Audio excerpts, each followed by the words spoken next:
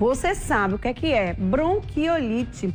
É uma doença em que os brônquios, né, dos bebês, os bronquiolos, vamos lá, dos bebês ficam inflamados. E para falar mais sobre o tema, hoje eu estou recebendo a nossa pneumologista, a doutora Gerlânia Simplício. Ela vai estar aqui tirando todas as suas dúvidas. Você que está aí do outro ladinho também pode estar participando, mandando sua pergunta. Manda pelo nosso WhatsApp, seja uma pergunta escrita, pode ser um áudio também. Manda áudio, eu gosto de escutar sua voz, não precisa você se identificar não. Fiquem à vontade. Tá aí o nosso telefone de contato, que é o 98145-7570. Fica à vontade para você participar aqui do nosso programa, tá bom? E aí, minha amiga, tudo bom? Seja bem-vinda ao nosso Manhã da Gente.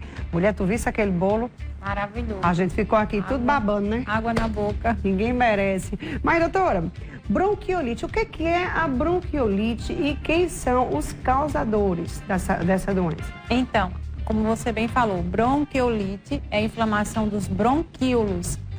A árvore respiratória, a gente sabe que tem os brônquios, que são aquelas estruturas principais, mas no finalzinho tem os bronquíolos, que são os brônquios pequenininhos, onde vai haver maior troca de oxigênio.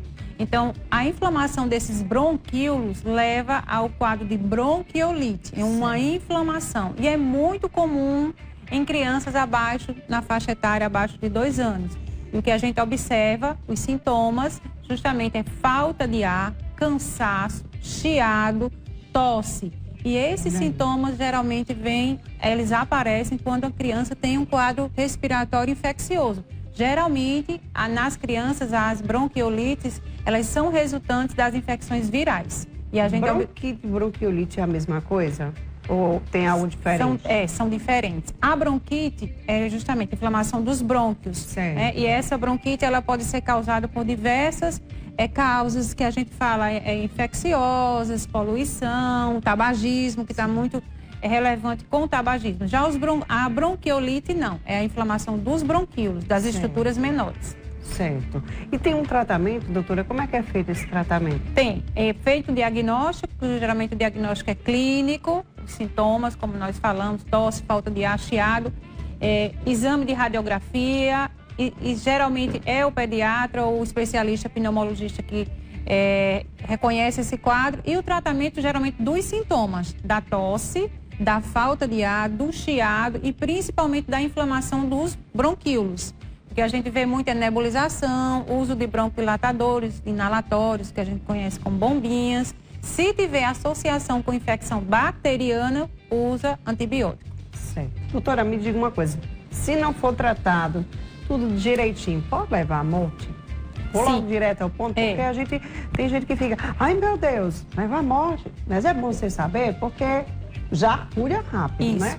Às vezes é uma besteirinha que vai se tornando um probleminha bem maior, né, gente? Isso, Marília. Então, essa pergunta é interessante. Por quê? Porque a bronquiolite ela tem que ser identificada, tratada, porque pode evoluir, sim, para a morte com insuficiência respiratória aguda. Porque muitas vezes a gente conhece como falência respiratória, a criança vai para o pronto-socorro com a barriguinha subindo e descendo, o nariz batendo, as pontas dos dedos, a boca roxa, cianótica. Então, tem que levar ao atendimento o mais precoce possível para não levar a parada respiratória.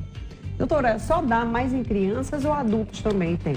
Então, crianças, eles são os mais acometidos devido às viroses e a gente viu bem isso agora nessas mudanças climáticas aqui na Paraíba e no Brasil todo. Idosos também podem ter bronquiolites e pessoas que têm imunidade comprometida também podem ter bronquiolite, mas é muito comum na faixa etária infantil esses pequenos. O que fazer? A criança está com a bronquiolite, né? Como agir de imediato? Como os pais que estão em casa, eles podem identificar, porque pode ser confundido aí, né? Ah, será que é uma bronquiolite? Será que, sei lá, é outra coisa? Uma bronquite que pode ser confundida também, né?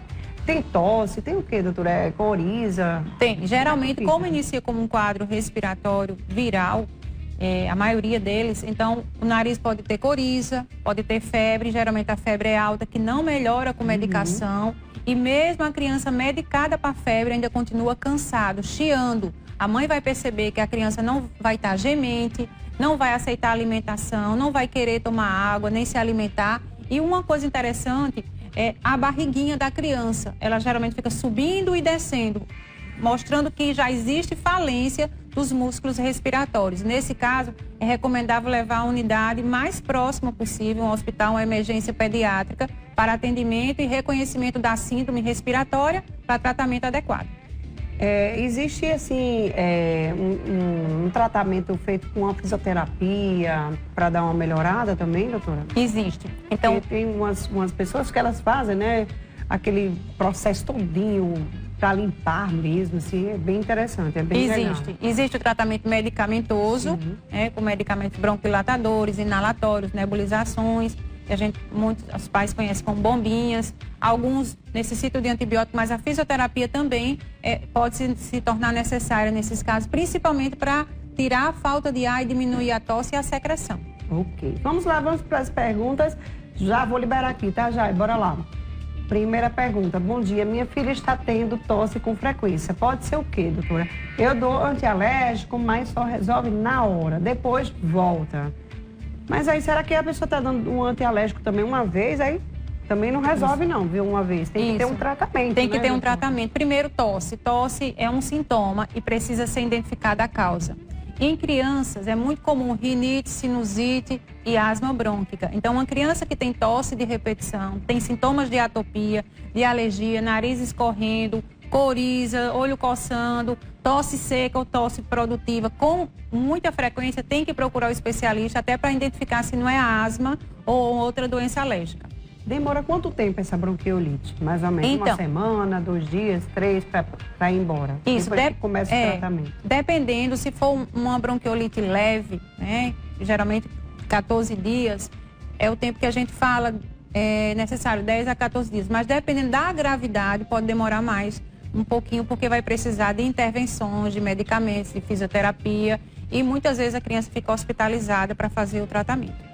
Assim, como prevenir, né? Porque tem que se prevenir, a gente tem que se prevenir de tudo, na verdade, mas como as mães, os pais que estão nos assistindo, podem estar se prevenindo, né, contra isso com os seus filhos. Então, a principal prevenção que a gente fala das infecções, das doenças respiratórias é o meio ambiente. A gente sabe que a poluição, a mudança climática, identificar se a criança tem atopia, tem alergia, mas principalmente a vacinação.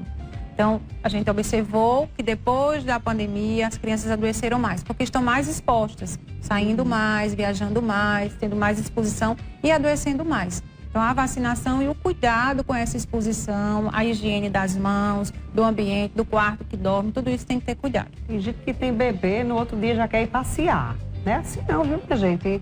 O bebê tem que ficar também uns dias em casa, né? 1 mês, 2 meses, até se vacinar, ter pelo menos as primeiras vacinas. Vamos lá, coloca mais uma pergunta aqui já. Bora lá, doutora. Bom dia, meu filho tem 4 anos, ele teve bronquiolite e depois que ele teve isso, sempre ele tem tosse seca. Levei no médico e ele falou que era asma. Foi por causa dessa doença?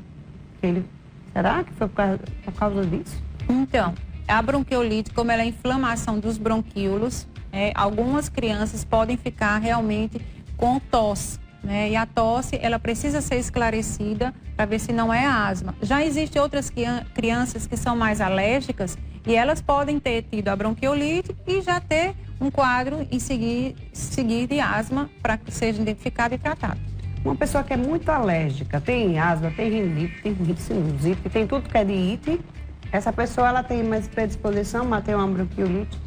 Então, as crianças mais alérgicas, mais atópicas, elas têm mais predisposição a ter infecções, sim.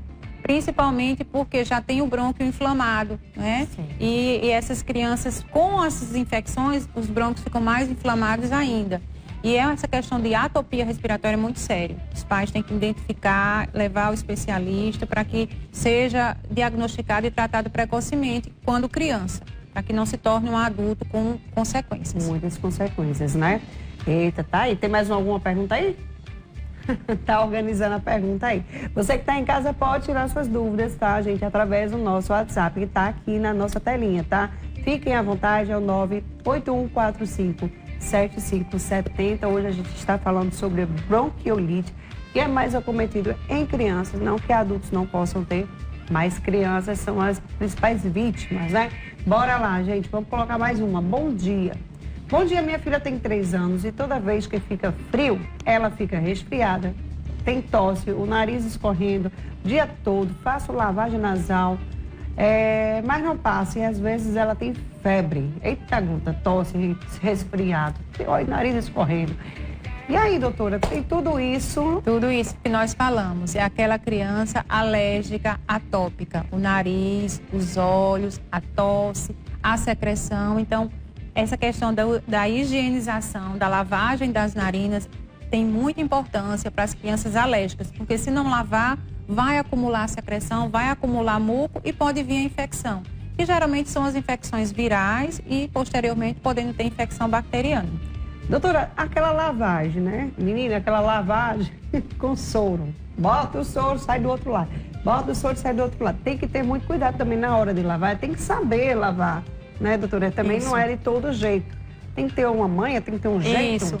Tem... Gente, eu demorei para aprender, porque eu botava para fazer, cadê que o bistão sai pelo outro lado? Então, tem que saber para onde tá indo também, né, doutora? Agora eles estão utilizando uns dispositivos mais anatômicos, né, que fica realmente no formato da narina, onde você coloca o soro e ele sai corretamente.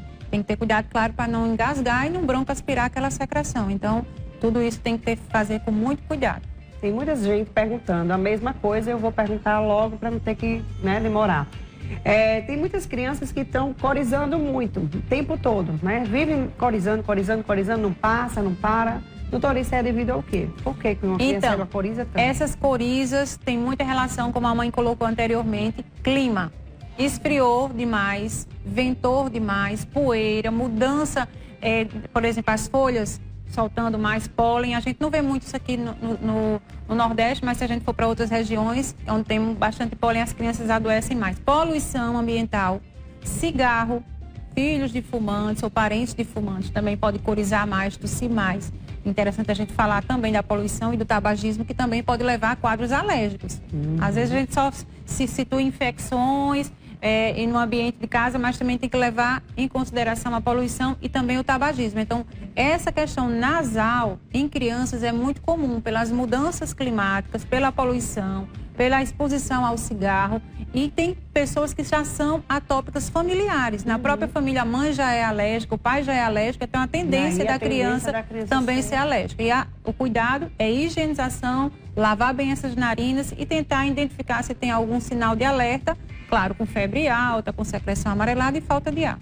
Tem que saber como é que está a sua casa também, com poeira, né, doutora? Se a pessoa é alérgica, se a criança é alérgica, vocês homens, mulheres também, adultos, são alérgicos, tem que saber qual é a relação que tem dentro de casa, assim, né? Que está influenciando. Às vezes, sei lá, um tapete, a cortina, né, doutora? Sei lá, os bichinhos de pelúcia que tem dentro do quarto.